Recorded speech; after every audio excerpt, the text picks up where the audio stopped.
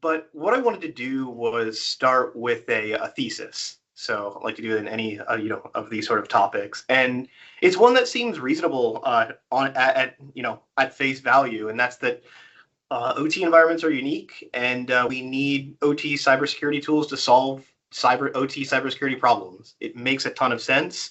We have a specialized skill set. We have a specialized part of the industry, and so we need specialized tools to solve those sort of problems. But however, I would actually contend that that's not true. Because, and this comes from somebody who's been working with technology and in the OT space for my entire career, is that really at its core, the technology that we use in both environments, and IT and OT, are really almost identical. Um, and as such, we can leverage technology that makes sense and has been battle hardened in IT in the OT environments. And that is not to say, however, that we can just bolt on IT methodologies into OT.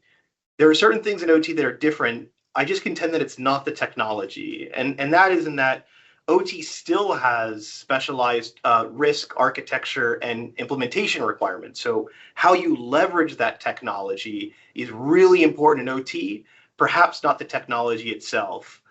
And in many cases, a lot of core technologies that we use in OT, things like endpoint security, remote access, backup and recovery, those solutions have really been battle hardened in an IT environment, and they satisfy a lot of the requirements that we have in OT.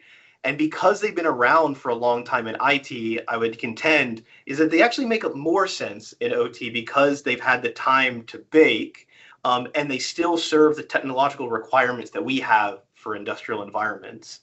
So I want to dig into that a little bit deeper in this conversation.